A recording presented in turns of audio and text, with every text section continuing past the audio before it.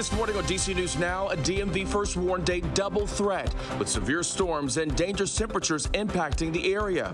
Plus, 2 teen boys shot outside a DC rec center. The actions of these individuals has taken the life of a young man. The search for answers as police look for the shooter. Americans held overseas now back home. The brutal ordeal is over. The moment those detained in Russia reunited with their families in Maryland. Ledecky leaps ahead, the Maryland natives' record-breaking performance in Paris. And later, tax-free weekend begins in Virginia. The back-to-school deals you can take advantage of starting today. You're watching the station covering all of the DMV. This is DC News Now.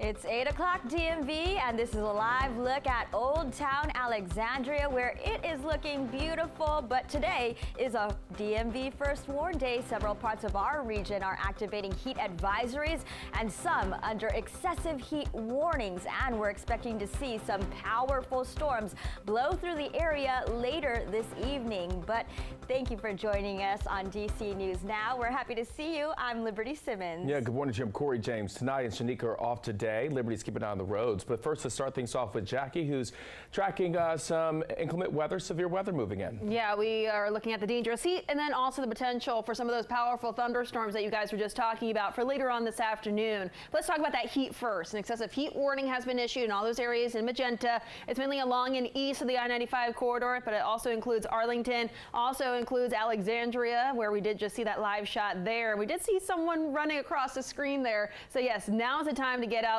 because later on today it's going to be a hot and humid one, and also dangerously hot. Excessive heat warning is where we could see those heat index values up to 110. Meanwhile, the area is shaded in orange, heat advisory. That's where we could see that heat index 103 to 107 degrees. We're also watching that potential for those storms to pop up, mainly west of the I-81 corridor by about noon today. Then we're looking at the middle of the afternoon, between 3 and 6 p.m. is when we could see those scattered showers and thunderstorms advancing eastward and really flourishing and really thriving off the daytime heating of the day. And once those do slide through, or at least move in, that will at least drop the temperatures a little bit before it's right back to that heat again before another shower or storm does push through a little bit after sunset later on this evening. Now, we'll be dry to start tomorrow morning before more storms will be pushing their way through for your Saturday afternoon. More details on that coming up. But Liberty's back with the latest on those roadways. How's a look at this 8 o'clock hour? All right, well, traffic right now is moving slowly if you're traveling along I-495 Capitol Beltway going southbound near I-95 southbound crossing. There is an accident there, and you're seeing a little bit of that yellow on your screen, so expect some slowdowns there because of that crash affecting the Capitol Beltway this morning. Now, here's a live look at I-495 east of Hemming Avenue, and you can see that congestion for rush hour. Corey?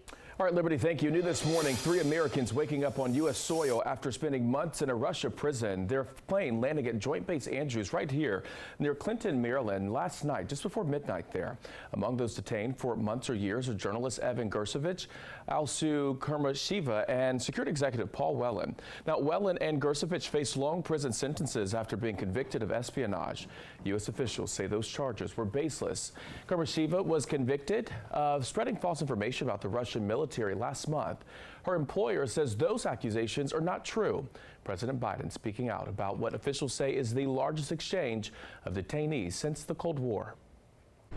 My job is to make sure that, number one, they don't get them. And if they do, we get them back. I don't buy this idea that you're gonna let these people rot in jail because other people may be captured. Authorities say the prisoner swap involved Russia releasing 16 people in exchange for 8. Democratic senators from Virginia responding to the prisoners' exchange. Tim Kaine saying the swap was a long time coming. A day like today is not only good for the families the Americans released, but it's also good for families who are hoping their family members may be released, because it shows how serious this administration is and the U.S. government generally about trying to bring Americans home. One of the prisoners freed, Vladimir Kara-Murza, has local ties with a home in Northern Virginia. He was a pallbearer at John McCain's funeral alongside President Biden. And Mark Warner, Virginia's other Democratic senator, releasing a statement on the exchange. He says, quote, "I am grateful to President Biden and our allies abroad for their efforts to rectify a gross injustice and put an end to the nightmare for these brave individuals and their respective loved ones." In the district, 2 men are recovering at a local hospital after a double shooting in Southeast. Police say it happened last night on Newcomb Street. When police arrived, they found the men suffering from gunshot wounds. The double shooting resulted in an hour-long barricade. Police say the barricade ended without issue. As for the 2 men, we're told they are expected to be okay. Meantime, D.C. police also searching for a suspect in another double shooting that killed a 14-year-old in Northeast. And an 18-year-old also injured in that shooting. It happened last night outside of the Lamont Recreation Center. DC News Now, Yamari Sase is live there this morning with the latest. Yamari.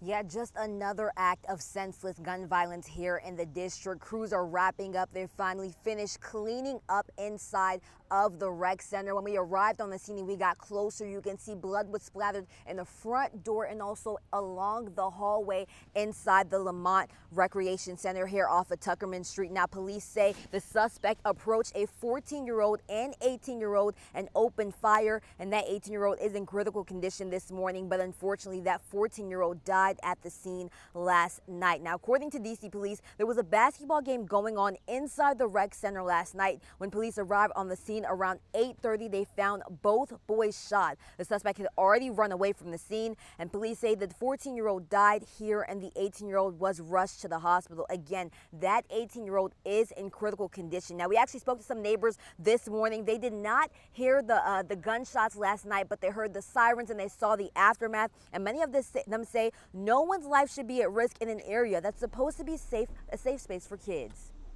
You know, the rec center was a sanctuary and you didn't expect these type of things to happen. So for something like this to happen right on the field at an early hour and a lot of people are around, there were tons of kids here, it's just very unsettling and very unfortunate.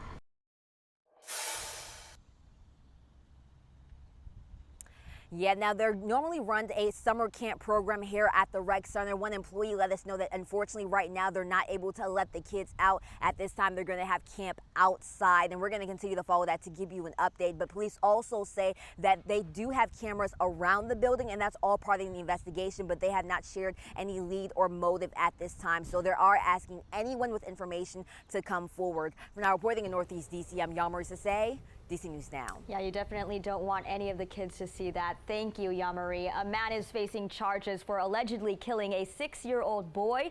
Prince George's County Police says Rakeem Gilgores was arrested in Guyana. Police say Gilgores shot 3 people at a 4th of July block party in Temple Hills. The 6-year-old, Asan Payton, was among those shot. Asan died from his injuries 2 days later. Now, police believe Gilgores left the USA a few days after the shooting. Police are now sending a message to the other suspects involved in that shooting. Man, and turn yourself in, because you see these guys behind me, they gonna get you. They coming for you. Gilgores has since been deported back to the U.S. No word on when he will be back in Maryland. Meantime, advocates are fighting against gun violence, especially in the district. One organization holding a community day at Conti AME Zion Church. Organizers unveiling a Stop the Violence healing garden. The gathering celebrating positive efforts to help young people succeed. Also, a call to action saying everyone needs to take part in keeping kids out of harm's way and on the right path. We began our Leadership Academy here. We began sowing seeds into these young people to teach them that all that they have to succeed is already within them. Organizers say they're not stopping with just this community day either. They are planning to run a summer youth employment program, and they say it will teach kids important business and leadership skills.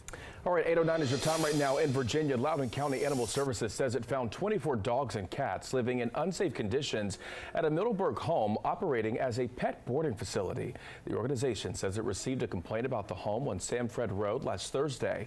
Humane law enforcement officers say inside were multiple dead dogs. According to the agency, the house was named White Columns Canine Training and White Columns Australian Shepherds. Officials are looking for anyone who sold dogs to or adopted dogs from the facility or even boarded their animals there. Right now, LCAS says it's holding the animals until a custody hearing that is scheduled to take place next Wednesday. In Maryland, a Prince George's County police officer is facing animal abuse charges. Corporal David Acosta is charged with mistreating a 2-year-old bloodhound mix named Daisy. Now, this was announced yesterday during a press conference. The dog is part of the police department's K-9 unit. Investigators say Daisy had injuries related to an e-collar around her neck. The department says Daisy and another dog were taken from Acosta. Right now, he was suspended for an unrelated incident. Today is a DMV First Warn Day. Heat advisories are in place across the region, and heat warnings are in place for the district and southern Maryland. Yeah, health experts are helping you know the difference between heat exhaustion and also heat stroke. Now, experts say signs of heat exhaustion include your body temperature being over 101 degrees, pale skin, muscle cramps, rapid breathing, and nausea.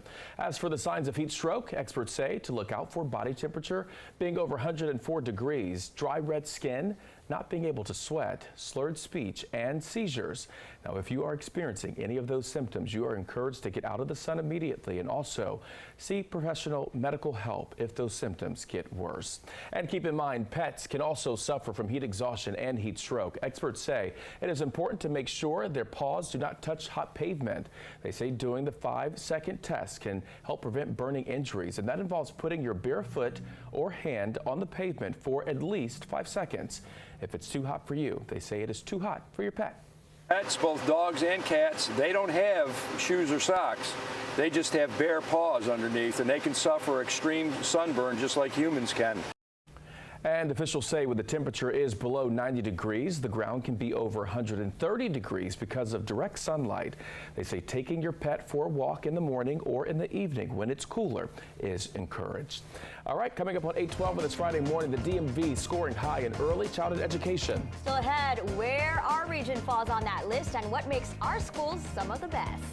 But first, Katie Ledecky breaking records, how she's paving the way for women in the Olympics. And let's take a live look outside on this Friday morning. Jackie, we're still bracing for some storms later. Yeah, bracing for the storms and also bracing for that high heat and high humidity too for your Friday. I'll go over all those details and just how much longer this heat will stick around. That's all right after the break.